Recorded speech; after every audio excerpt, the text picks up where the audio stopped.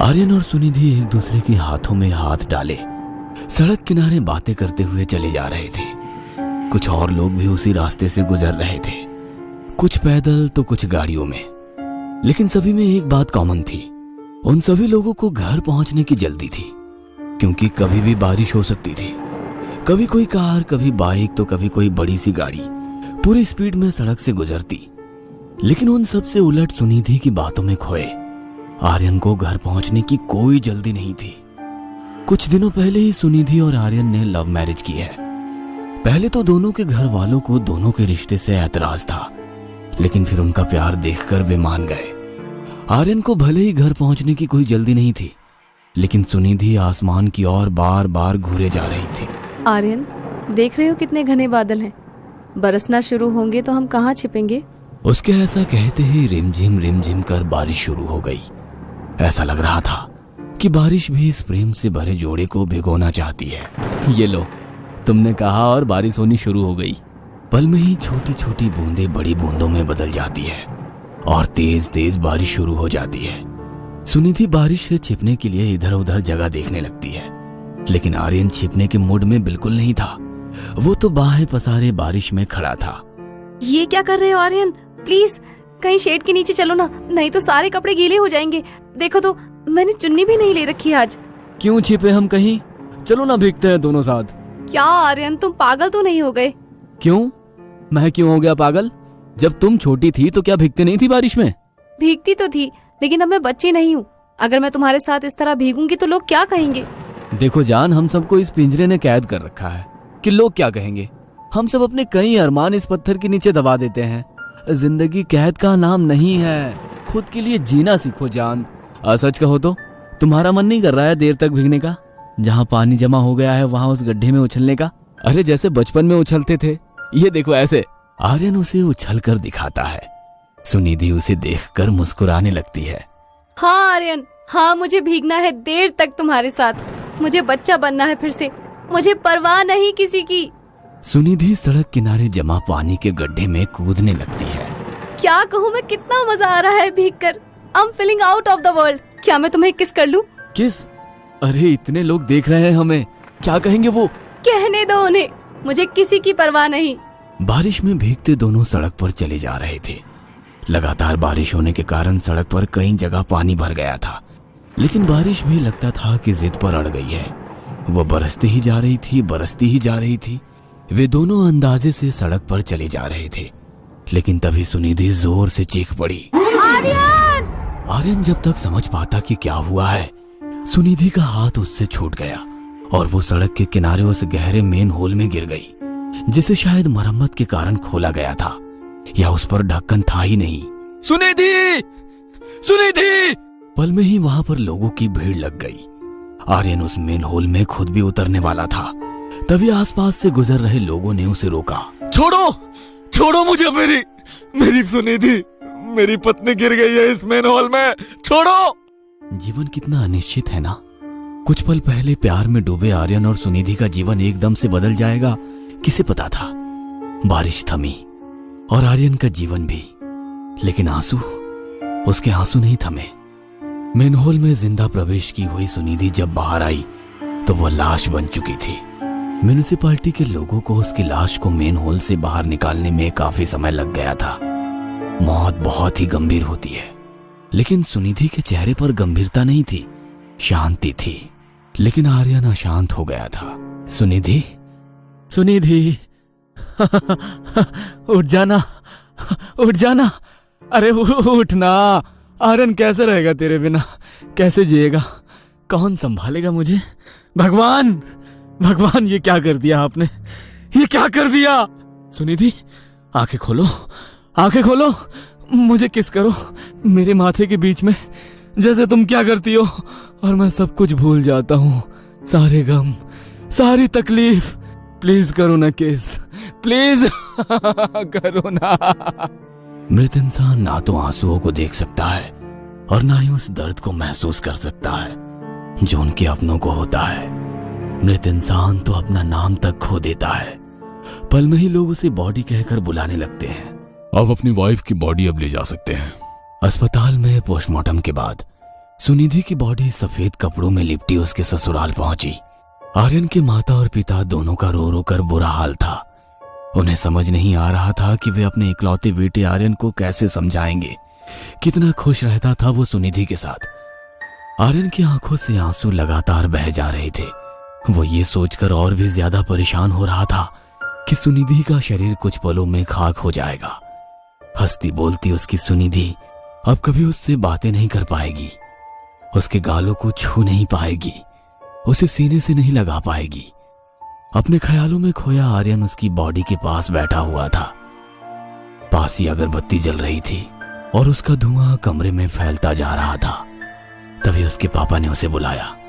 पापा के साथ पंडित जी भी थे और उनके हाथों में एक पत्री थी। आर्यन, सुनिधि की मौत पंचक में हुई है, इसलिए हमें पंचक के अनुसार उसका अंतिम संस्कार करना होगा। पंचक?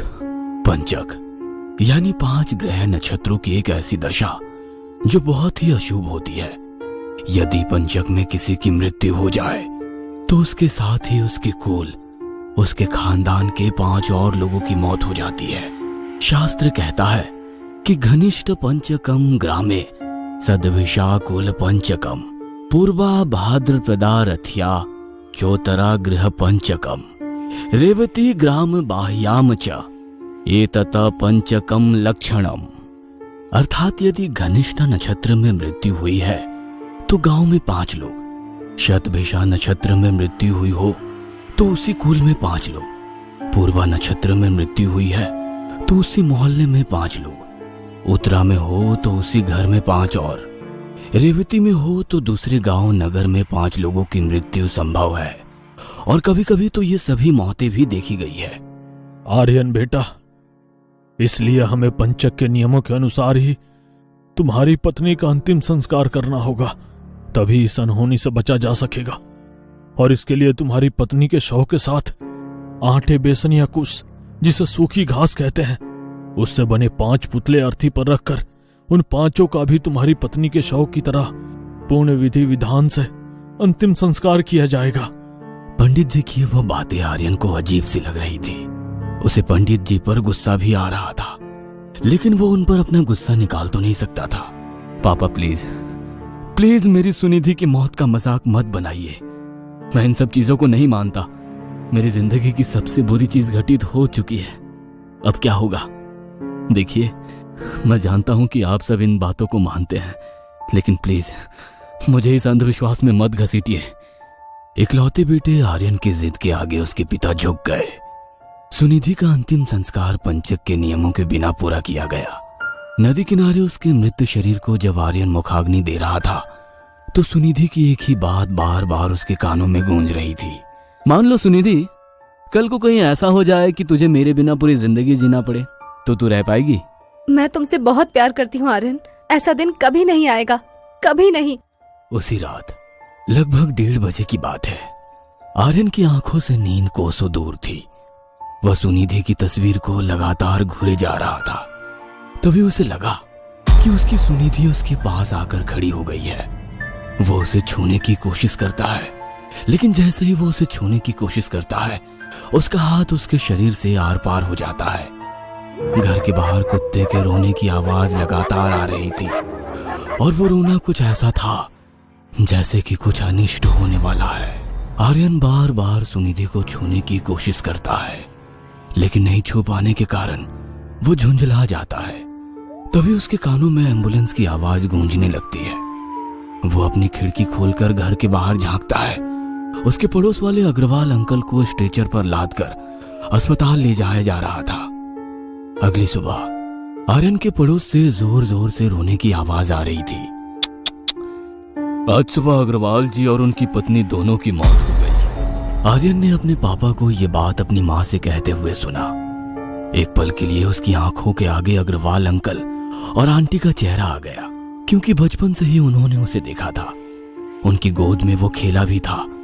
वह दोनों अपनी भतीजे के साथ रहा करते थे। अग्रवाल अंकल का एक ही बेटा था, नवीन। वह एयरफोर्स में था, लेकिन पिछले साल वो शहीद हो गया था।